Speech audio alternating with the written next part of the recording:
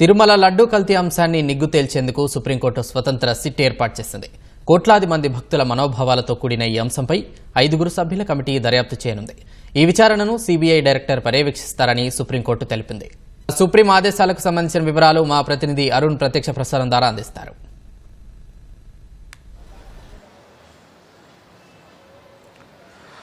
Thank you. Supreme court ఈరోజు తిరుమల లడ్డూ కల్తీకి సంబంధించినటువంటి వ్యవహారంపై దాఖలైన 4 పిటిషన్లపై సుప్రీంకోర్టు కీలకమైనటువంటి ఆదేశాలు జారీ చేసింది. 5 సభ్యులతో కూడినటువంటి ఒక స్వతంత్ర దర్యాప్తు కమిటీని ఏర్పాటు చేస్తూ స్వతంత్ర దర్యాప్తు బృందాన్ని ఏర్పాటు చేస్తూ సుప్రీంకోర్టు ఆదేశాలు జారీ చేసింది. ఈ కమిటీ సిబిఐ డైరెక్టర్ పర్యవేక్షణలో పనిచేస్తుంది అని కూడా సుప్రీంకోర్టు స్పష్టమైనటువంటి ఆదేశాలు జారీ చేస్తూ దాఖలైనటువంటి 4 పిటిషన్లపై విచారణను సుప్రీంకోర్టు ముగించింది. ప్రధానంగా సుప్రీంకోర్టులో మొత్తం లడ్డూ వ్యవహారానికి సంబంధించి తిరుమల లడ్డూ వ్యవహారానికి సంబంధించి కోట్ల మంది భక్తుల మనోభావాలతో కూడినటువంటి వ్యవహారం అని చెప్పి సుప్రీంకోర్టు వ్యాఖ్యానిస్తూనే ఈ వ్యవహారం పైన రాజకీయం చేయడం తగదు, రాజకీయ పరమైనటువంటి వ్యాఖ్యలు, రాజకీయ పరమైనటువంటి విధానాలు సరైనది కాదు అని చెప్తూనే సుప్రీంకోర్టు తమతో అంటే సుప్రీంకోర్టును కానీ కోర్టులను కానీ రాజకీయ పరమైనటువంటి అంశాలకు వేదికలుగా చేసుకోవద్దు అని చెప్పి కూడా సుప్రీంకోర్టు తీవ్ర స్థాయిలో వ్యాఖ్యలు చేయడం జరిగింది.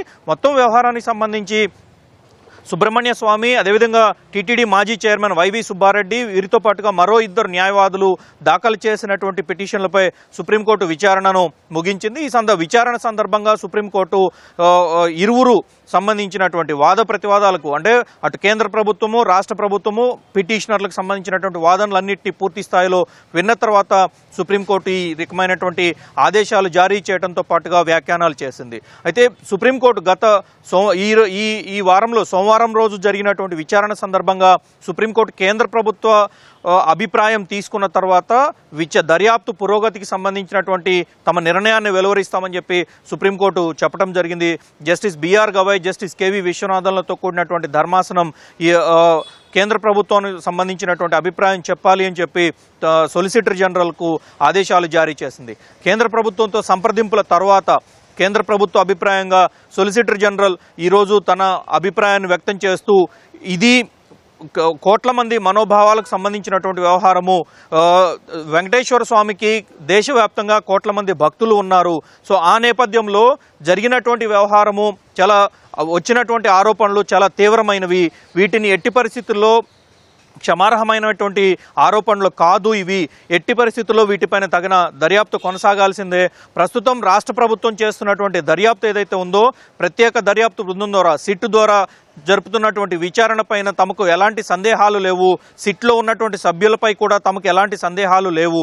అయినప్పటికీ కొన్ని అనుమానాలు వ్యక్తమవుతున్నటువంటి నేపథ్యంలో కేంద్ర ప్రభుత్వంలో ఉన్నటువంటి సీనియర్ పోలీస్ అధికారి దీన్ని పర్యవేక్షించటం భావ్యంగా ఉంటుంది. అందుకని తాము ఆ అధికారిని అపాయింట్ చేయడానికి సుప్రీంకోర్టు అనుమతిస్తే తాము అపాయింట్ చేయడానికి సిద్ధంగా ఉన్నాము అని చెప్పి కేంద్ర ప్రభుత్వం తరపున సొలిసిటర్ జనరల్ తుషార్ మెహతా సుప్రీంకోర్టుకు నివేదించారు. ఆ తరువాత ఈ వ్యవహారంలో ఎన్డీడీబీ ఇచ్చినటువంటి నివేదికలో కానీ మిగతా నివేదికల్లో కానీ ఎక్కడా కూడా కొవ్వు పదార్థాలు, జంతువులకు సంబంధించినటువంటి కళేబరాలకు సంబంధించినటువంటి కొవ్వు పదార్థాలు కలిసినట్లుగా ఆధారాలు లేవు అని చెప్పి సుబ్బారెడ్డి తరపు సీనియర్ న్యాయవాది కపిల్ సిబాల్ ధర్మాసనం దృష్టికి తీసుకొచ్చారు. కానీ దీన్ని రాష్ట్ర ప్రభుత్వం తరపున న్యాయవాదులు పూర్తి స్థాయిలో ఖండించారు. లార్డ్ అనేటువంటి ఒక పదం NDDB national dairy development board authority ఇచ్చినటువంటి ఒక నివేదికలో స్పష్టంగా జంతువులకు సంబంధించినటువంటి కొవ్వు పదార్థాలు కలిసినట్లుగా స్పష్టమైనటువంటి ఆధారాలతో కూడినటువంటి నివేదిక ఉంది అని చెప్పి రాష్ట్ర ప్రభుత్వం తరపు న్యాయవాదులు సుప్రీంకోర్టు ధర్మాసనం దృష్టికి మరోసారి తీసుకొచ్చారు. అదే సందర్భంలో సుబ్బారెడ్డి ఈ వ్యవహారం పైన విజిలెన్స్ దర్యాప్తు జరుగుతున్నటువంటి విషయాన్ని దాచిపెట్టారని, విజిలెన్స్ విచారణలో భాగంగా తమ ముందుకు వచ్చి హాజరు కావాలని, తాము లేవనెత్తినటువంటి అనేక అనుమానాలకు నివృత్తి చేయాలి అని చెప్పి తిరుమల విజిలెన్స్ అధికారులు ఇచ్చినటువంటి వ్యవహారాన్ని దానిపైన రాష్ట్ర హైకోర్టులో సుబ్బారెడ్డి సవాలు చేస్తూ దాఖలు చేసినటువంటి పిటిషన్కు సంబంధించిన వ్యవహారాలు కానీ రాష్ట్ర హైకోర్టులో ఈ వ్యవహారంపై జరుగుతున్నటువంటి విచారణకు సంబంధించిన వివరాలకు ఏవీ కూడా సుప్రీంకోర్టు ముందుకు తీసుకురాలేదు అని చెప్పి రాష్ట్ర ప్రభుత్వ న్యాయవాదులు సుప్రీంకోర్టు ధర్మాసనం దృష్టికి తీసుకొచ్చారు. రాష్ట్ర ప్రభుత్వ న్యాయవాదులు ఇచ్చినటువంటి సమాచారంతో సుప్రీంకోర్టు సుబ్బారెడ్డి తీరు పైన తీవ్ర స్థాయిలో ఆగ్రహం వ్యక్తం చేసింది.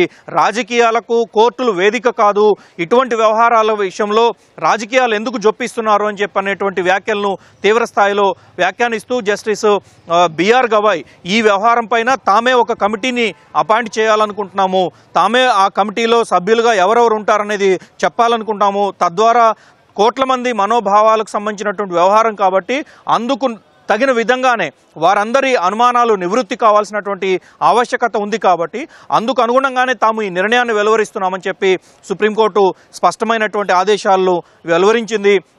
సిబిఐ నుంచి 2 అధికారులు, అదేవిధంగా రాష్ట్ర పోలీసు నుంచి మరో 2 అధికారులు, భారతదేశంలో అత్యున్నత వ్యవస్థగా ఆహార భద్రతా ప్రమాణాలకు సంబంధించినటువంటి అంశాలను పరిశీలించేటువంటి ఉన్నత స్థాయి సంస్థగా ఉన్న food safety and regulatory authority of ఇండియాకు సంబంధించినటువంటి ఒక అధికారిని నియమిస్తూ సుప్రీంకోర్టు ఆదేశాలు జారీ చేసింది. ఈ అధికారులను నియమించేటువంటి బాధ్యత సిబిఐ అధికారులను నియమించే బాధ్యత సిబిఐ డైరెక్టర్కు ఉంటుందని, అదేవిధంగా కమిటీలో రాష్ట్ర ప్రభుత్వం తరపు నుంచి 2 పోలీస్ అధికారులు, సీనియర్ పోలీస్ అధికారులను నియమించాలని చెప్పి తాము ఇచ్చినటువంటి ఆదేశాల ప్రకారం రాష్ట్ర డీజీపీ తగిన నిర్ణయం తీసుకొని 2 అధికారులను నియమిస్తారని, వారితో పాటుగా food safety security authority of India నుంచి ఆ సంస్థ చైర్మన్ తన అధికారిని కమిటీకి అపాయింట్ చేస్తారు అని చెప్పి సుప్రీంకోర్టు తన ఆదేశాల్లో స్పష్టం చేసింది.